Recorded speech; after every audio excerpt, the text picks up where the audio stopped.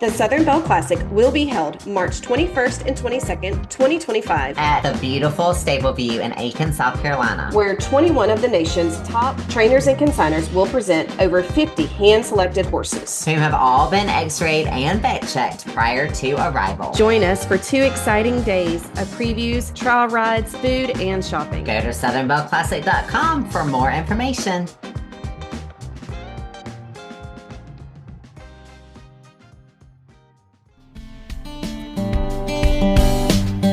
Hey y'all, and welcome. You're listening to the Cowgirl Confessions podcast.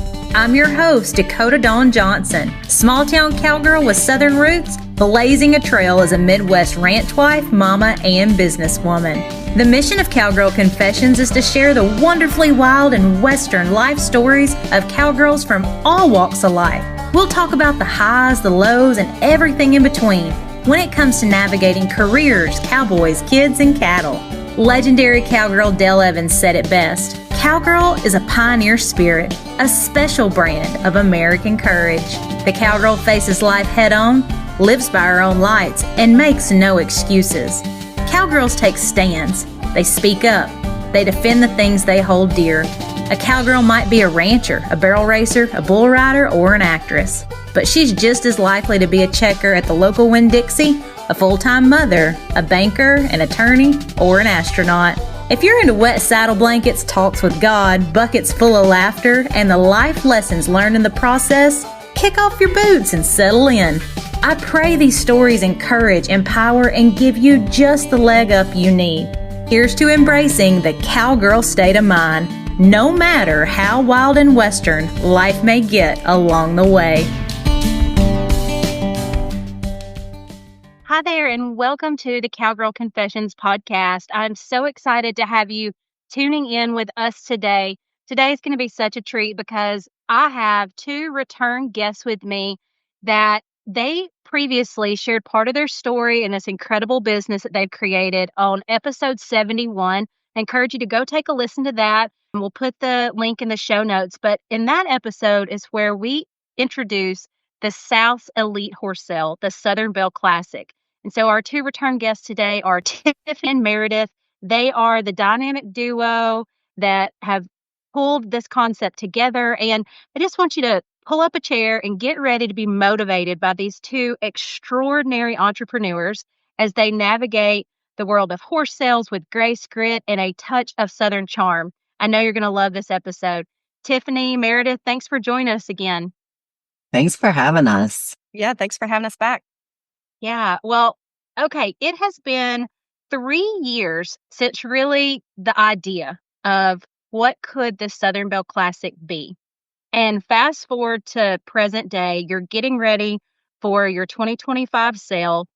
A lot has happened. A lot has changed as we were visiting earlier, a lot of growth. And so on this episode, I'm really excited how we're going to dive into that growth and share with the listeners a lot of the lessons you've learned, a lot of the exciting things that are happening at the Southern Belle Classic. So, Tiffany, can you kick us off just sharing with our listeners that maybe aren't as familiar what the Southern Belle Classic is and what they can look forward to here in 2025? Yeah, sure. So the Southern Belle Classic is a horse sale of top-notch horses from all across the country. We handpick the trainers or consignors that bring them. We have a lot of return consignors that have been with us. This maybe is their 2nd year or even 3rd year. We're calling those three-peats this year because they've been with us from the start. This year, we're having over 50 horses, and they're of all disciplines, breeds, colors, sizes, talent, you name it. We have a great selection. We like to say we've got something for everybody. And it is just a weekend full of great horses and fellowship and fun. We have vendors and food trucks, and we have a ticketed dinner. We have VIP experience for the auction itself, which is ringside table seating with a goodie bag that comes along with it. You have thought of everything. That's like when I hear you describing this, it's like this isn't just a horse sale. Like it is a true experience. And what I honestly love the most about it is like that Southern hospitality where you and Meredith and your team have, you've thought of every detail that goes along with it. And so, Meredith, share with us a little bit more about where it's taking place, dates, times, and how people can tune in if they can't physically be at the Southern Belle Classic. So this year, our sale is March 21st and 22nd. That's a Friday and Saturday. The Friday is really dedicated to previews, watching these horses do what they do, having plenty of time to talk with their consignors, hop on the horses, take them for a ride. We are so fortunate to once again be at Stable View, which is a beautiful facility, mainly used for horse shows in the English riding area. So, they have a lot of dressage shows, eventing, some jumpers and whatnot, but they're really cool because they branch out, and they've even had like some trail runs, like people running, not horse running, some corporate events. They host weddings. It's beautiful, but it also affords us the ability to allow folks to try horses in different situations. So they can try them in multiple arenas, outside the arenas. There's trails. It's really has a lot of different opportunities. So Friday, we will have 2 different previews. One of them is new to us this year. It's a cattle preview. I'll let Tiffany tell you about that here in a second. So we'll start the day with a cattle preview, have some time later on for folks to try horses. And then that evening, we will have our trail preview. So that's actually out on the cross-country course, just showing off these horses outside the arena, loading in a trailer, up and down a bank, a hill. I think they have the opportunity to go through some water, over a log. Right after that is the ticketed dinner that Tiffany referenced earlier. And then fast forward to Saturday, we're going to have an arena preview and then the auction. So if folks are there, they're going to have a great time. We've kind of been labeled as a destination sale. It's a fun weekend, and Aiken's just such a cool town too. But if they can't come, obviously we'll miss them, but we do have the opportunity for folks to watch all the previews live streamed. And then also they can bid by phone or online. So our online platform actually opens on March 1st for registration. All that information's on our website, and we send out lots and lots of emails with little reminders and links to try to really simplify things for folks. It's going to be such a great event. And I want, before Tiffany shares with us about the cattle preview, there's something that you guys do that from the moment I met you and just really learned more about the value add you're giving to your consignors, your trainers, and to the people that are going to potentially purchase, their new horse at your Southern Belle Classic. You guys created a podcast where you visit about the different horses and have the consignors come on. And I just think that is such an incredible way that sets you apart and really drives home the fact that, you are vetting. It's not just come one, come all. Yes, you want people to come to the sale, but you are vetting these horses and their consignors long in advance before this sale. So share with us a little bit about that, Tiffany, as well as the cattle preview. So our consignors, a lot of them come recommended to us from other consignors or people that we know in the business and trust. And some of them, like I said before, are repeats. And we not only vet the consignors, but we also make sure that the horses are a good fit for our sale and that we aren't overlapping 2 similar horses, be it the way they look or what they do, because we want a versatile group of horses. So we kind of vet both the horses and the consignors just to have a good range of everything. And it's worked out well for us before. The cattle preview, a lot of the horses that we have come to our sale are working horses, or they have working experience with cattle, whether it's roping, sorting, working on a ranch, you name it. And we never really had in the last 2 years a way for our consignors to show that off. The only way was on the videos that they provide for us. And that was one of the things we thought was an area that we can improve. And so we kind of partnered up with an arena down the road. It's probably less than a mile or maybe a mile from Stable View. So the consignors can even ride the horses down there, or they can trailer them down there on Friday morning. It's just going to give them an opportunity to show the horses for what they do on a daily basis, a lot of them. But for the horses who don't work with cattle in their normal life, I think it's a great way to show that they are gentle and broke and willing to do something that maybe they've never done before. So I think either way, it's a great way for us to show these horses. It is live streamed as well, like Meredith said before. And the plan for out there is we're going to hold a sorting. So it's going to be a little competition. And then after that, we're going to allow them to show them tracking a Smartie or kind of doing a little pushing cattle around or maybe a little cutting. So it's going to give a wide range of new opportunities, and we're super excited about that. And our consignors are super excited about that. That sounds amazing. And what I'm hearing, this is your third year for having the sale. You've got some of those three-peat consignors, as you said. And one of the things that, again, sets you guys apart is you are constantly looking for ways to improve the overall experience. So I'm guessing that this idea to have the cattle preview maybe came from conversations with previous consignors. It did, for sure. And what Meredith and I did is Meredith and I are not real cowgirls. Oh, come on now. Yes, yes. Not at all. Not in the traditional sense of the word. No, for sure. So we decided we were going to look for help when we decided we wanted to do this. Because in this journey Meredith and I have been on, we've learned that we do a lot, just the two of us, but also there are things that maybe we need to kind of pass the baton. And we did that with this cattle sorting. We have a friend that has been to our sales and that we have worked with our horses. And he also coaches a Little Britches radio team that's local. And those kids came last year and volunteered, and they earned a lot of money to fund their trip to the Nationals last year. And they were just smiling faces that everybody noticed and everybody appreciated. And we could not have asked for better help last year.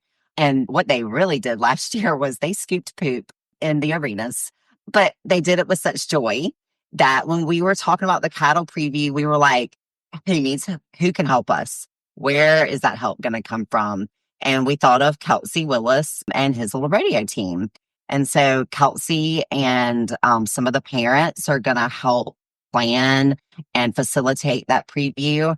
And the kids are going to be pushing the cattle through the alley, pulling the Smartie. So they're going to form our little team of help. And we're super excited because, like I've said, you cannot get more fun, smiling faces than out of those guys.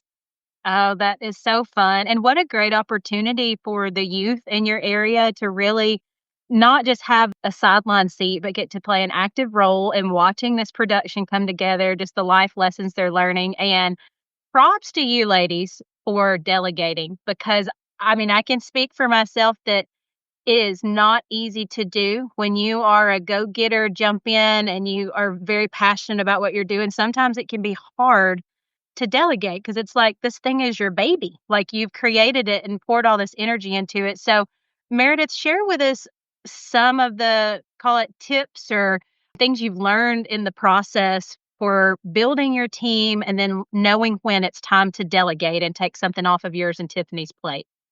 Oh, that might be a little bit of learning the hard way sometimes when you start to realize there are only 24 hours in the day. So sometimes I think you realize you need help just simply because you've got to focus your attention on a few things and do them really well. And then I also think that we've realized also when we're just not qualified to do something. So we are not qualified to run a sorting. Like, I love it. I've been to a couple of clinics and I would love to be good at that, but don't have any idea how to run one. And that felt totally overwhelming to even think about it, So the cattle preview itself is a great example of knowing when it's time to call in some help and then finding folks that you trust can do a good job, that communicate well. We love building mutual partnerships with folks, whether that's our sponsors and vendors, that are other small businesses in our area where hey, I'll help promote your product. Could you maybe tell folks that you're going to be here? Like, that's building a team. But also, like, this little radio team, we need them. We really do need them. They need and want exposure. It's a great opportunity for their kids to get to do some really cool things alongside some amazing horsemen. And then also, so they're gaining experience and exposure. So we love building a team where everybody benefits. The rest of our team is mostly our family and friends. Tiffany's mom handles our office, and I always say she is underpaid and needs a raise. So but we let Tiffany handle that part with her. My mom travels in, and my dad is here helping too. And the rest of our families and friends, they all just jump alongside. So I think that goes back to the fact that they have similar values and, want the best for the event. Yeah, absolutely. Well, I'm confident they see how hard you ladies are working to pull this off and deliver an experience. And who can't get excited about just kind of rallying the troops to bring that all together?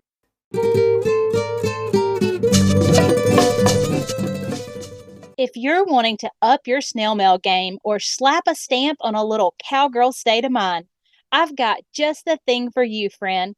You can find a unique selection of custom postcards on my website, dakotadawnjohnson.com, that are guaranteed to help give the cowgirls in your life just the leg up they need. On top of the growth that you've had with the sale and all of those connections you've made, you've had some exciting new opportunities come up because you simply chose to just do it. Like, you were figuring this out as you went. So tell us a little bit, Tiffany, about what new opportunities you ladies have come into where you're getting to serve the horse community. One thing we started last year, and it was such a big hit for us and our consignors and potential buyers, was we started a podcast. We had absolutely zero experience doing anything of the sort, but we just jumped in, learned the programs on the computer, and started making notes. And next thing we knew, we were talking to consignors on a podcast. But it turned out that everyone loved it. And it's a way to give the consignors one more way to be able to tell people about themselves and the horses they're bringing to the Southern Belle Classic.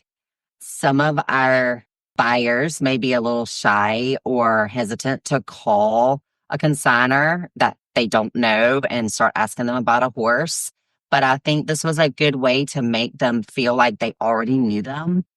I think it helps that they were able to hear a little bit about the program that the horse would be coming from also, because that way, they know from that if it's a good fit and if it's worth the call. Many of our attendees to the sale last year referenced the podcast, whether it's something silly Meredith and I said, or whether it was something that a consignor told about their life or their families. So it really helped kind of bring everybody together, I feel like. And so when we got to the sale, it wasn't like everybody was strangers. It was a little bit like we already kind of knew, each other. So we have started doing it again this year, and they've just started airing. So hopefully it'll be ahead again this year. Something that you said there that I want people to listen, because sometimes just a podcast can feel overwhelming, but you guys are utilizing it in a way to where it's not, it has to fit in this box of I got to produce an episode every single week. I've got to do it year round. You're utilizing it very strategically for your business to serve your customers leading up to the sale, but then you don't have that added pressure to where you feel like you're pumping out an episode every week. And I want people to hear that, because it's like, in the podcasting world, it's like anything kind of goes. Like, utilize this. It's great long form content. And I just think it's great how you ladies thought outside the box and you've utilized it as a really great marketing tool. Yeah, I would say we don't always play by the rules. We kind of just go for what works and what we, works for our business and for us.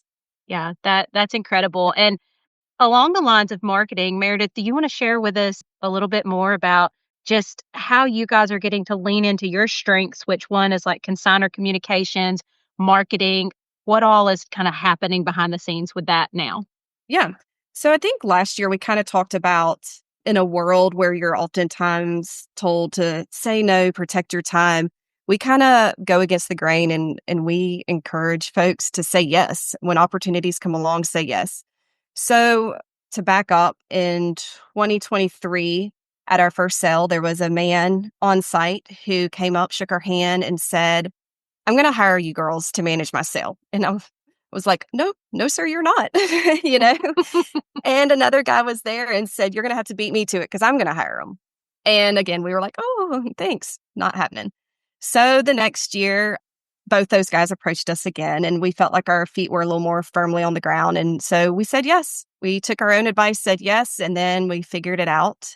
So both of those sales kind of launched us into, I guess, maybe you'd consider it a little bit of consulting work, management, consignor communications, kind of, I don't know, it's almost like we have a menu of stuff they can choose that works for them. Something about our sale that both consignors and buyers like is our website format, where the consignors can go in and they create their ads, upload their pictures, upload their videos onto our website. A lot of sales that's done a little more old school, I guess. I don't know. They email, back and forth, and then it's on the management team to upload that stuff onto their website. So we kind of streamline that. Along with that, we provide consignor education about how to use that system. And then the communication part. There's a lot that goes into these sales behind the scenes, reminding folks they got to turn in some stuff, got some deadlines, that catalog's not going to print itself. We got to get the material in. So we were able to handle that type stuff with these other sales. Tiffany works really hard on our print catalog, and she was able to do that for another sale. And we did some online marketing for one of them. The other one, we actually went in person and were able to be just smiling faces there, kind of the point person for their consignors. We did some social media interviews. That was fun, scary, and fun. But we just, hey, what do you need? How can we help? It's just so neat. We get to meet so many cool people. We get to be surrounded by like the best horses. But it just goes back to say yes and hustle, like work hard. And people seem to like that. Yeah, people will notice because it's rare. I don't want to say that it's not out there, but I feel like those qualities kind of merge together. It's rare to find that, especially, there's two of you. So you really kind of bring that and set the bar. You've created a culture at your sale that people are wanting you to replicate because that culture is so inviting. And when things are inviting, in turn, people want to come and they want to spend their money there. They want to be part of what's happening. So congratulations on that. It's just so cool to see, how things have transpired based on you ladies saying, I think we should put together our own sale on the East Coast. And now, 3 years later, these new opportunities that have happened. And so is there anything else that you ladies would like to share specifically about the sale or any big takeaways for, a cowgirl listening that's maybe on the fence with, can I really pull this off? Should I pursue this? Can I do it with my best friend? Like, any thoughts there? You can. You absolutely can. I think one thing we may have touched on it last year, Tiffany and I learned after the first year is kind of assigning roles, I guess, jobs. I don't know. And then stay in your lane. Like we could waste a lot of time and step on each other's toes if we tried to do the exact same thing as each other. But hey, you're really good at this. I'm only sort of good at that, or I'm terrible at that. You take the lead on that, I'll take the lead on this, and then trust the other person to run with it and, be there if they need some ideas or, want to bounce something off of you, but trust each other and stay organized, I guess. What about you, Tiff? I was thinking about if you're scared to say yes because it might not work out. And I think everything that Meredith and I make the decision to say yes about, I think we have this underlying attitude that if it doesn't work out, that's okay. We've got all this other stuff that has worked out. So maybe if it doesn't work out, we tweak it or we do something different. I mean, like the cattle preview, it's going to be great and it's going to be a huge hit. But if by chance it wasn't, we don't have to do that as part of the sale next year. It's not a failure to us. It's just something that we learned or maybe that we need to tweak it. And we will do that. So I think that having that attitude helps you be able to say yes instead of saying yes, thinking this has to work. We're going to look like idiots if this doesn't work. We don't think that. We think we'll fix it if it doesn't work.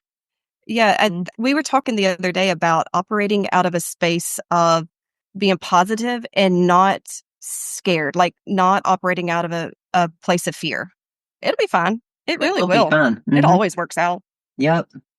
I love that, not operating out of a place of fear, because that's just going to steal any chance. Like if you have just a little bit of a fraction of fear, it's going to steal any chance of true enjoyment or success. Like you're going to be constantly second guessing yourself. And I saw this thing on social media the other day with Matthew McConaughey, and basically it was just talking about, hey, do all your research up front, decide what you want to do. But once you commit, don't stick your toe in. No. You are all in. And that's what I feel like I'm hearing from you ladies is like, once we're in and we say yes, we're committed and we are going to learn from it regardless of what the outcome is. And then we'll regroup.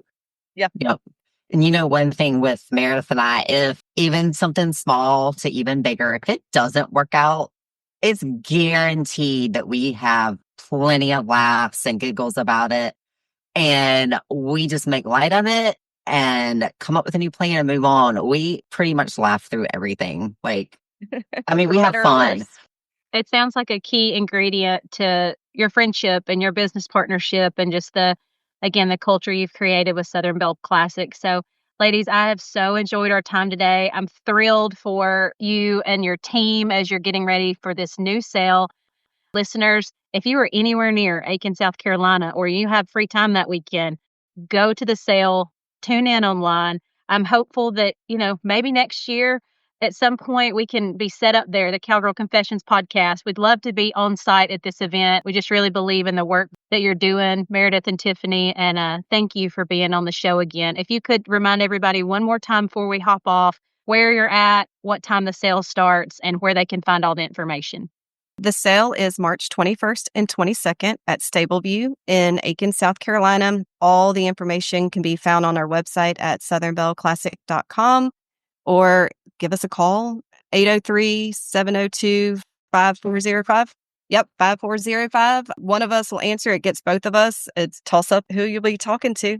Awesome. Well, ladies, thank you again so much for your time today. Best of luck on the Southern Belle Classic 2025 and beyond. And hey, if y'all heard this and you were looking for help for your sale, need some friendly faces, help on the consignor communication marketing, reach out to Tiffany and Meredith. They can definitely be that support that you need. Thanks again, ladies. Thank you. Good to see you. Thank you for spending your time with me on the Cowgirl Confessions podcast. I'm so glad y'all stopped by. If you could take a moment to share this episode and tag us on social media, I'd be happier than a cowgirl in a sea of buy one, get one vintage turquoise. Subscribe to make sure you don't miss an episode. New episodes will be released bi-monthly. Please leave us a review if you feel so led by going to iTunes. Your feedback will really help us breed the idea of grabbing life by the horns with a cowgirl state of mind into women across the globe. Some that may have never even had the privilege to throw their leg over a horse, but could most certainly use the cowgirl state of mind while navigating life. Thanks again, y'all. Until next time, keep pursuing your dreams with that all go and no woe mentality. Remember, you're writing a story that's worth saddling up for, sister.